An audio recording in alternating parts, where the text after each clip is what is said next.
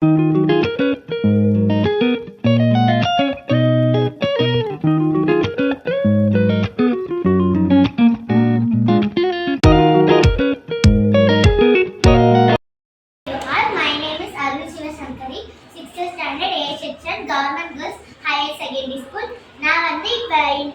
நான் ஒரு science experiment பண்ண போறேன்.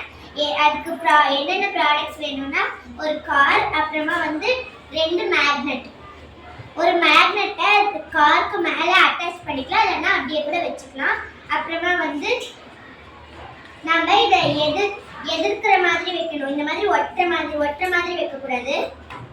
இப்படி வச்சு நம்ம இப்படி மேக்னெட்டை அந்த மேக்னெட்டுக்கு மேலே நம்ம இப்படி இன்னொரு மேக்னெட்டை வச்சோம்னா அது கார் இப்படி மூவ் ஆகும். இன்னைக்கு நம்ம கிளாஸ்ல பாத்தீங்கன்னா அருள் சிவசங்கரி ஒரு சின்ன எக்ஸ்பெரிமெண்ட் செஞ்சு காட்டினாங்க இல்லைங்களா. சரி, இன்னைக்கு பாத்தீங்கன்னா நம்மளுக்கு இந்த ஃபாசில் ஃபியூயல்ஸ் அப்படிங்கிறது கிடைக்கிறது ரொம்ப கஷ்டமா இருக்கு. ஓகேவா? இப்போ இருக்கக்கூடிய பெட்ரோலோ டீசலோ பாத்தீங்கன்னா 2050 வரைக்கும் தான் கிடைக்கும்னு சொல்றாங்க. அதுக்கப்புறம் நமக்கு பெட்ரோல் டீசல்ஸ் எல்லாம் கிடைக்காது அப்படின்றாங்க.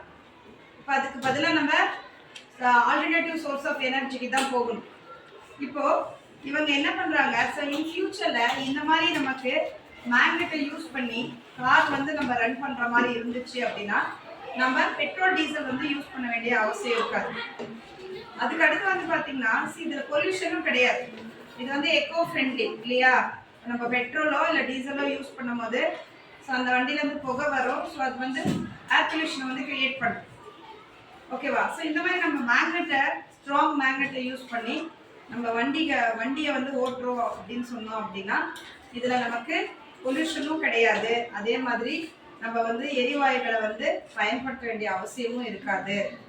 இதனால நம்மளோட சுற்றுச்சூழலும் பாதுகாப்பாக இருக்கும். சரிங்களா? ஸோ இது ஒரு நல்ல எக்ஸ்பெரிமெண்ட். அவங்களோட முயற்சிக்கு என்னோட பாராட்டு.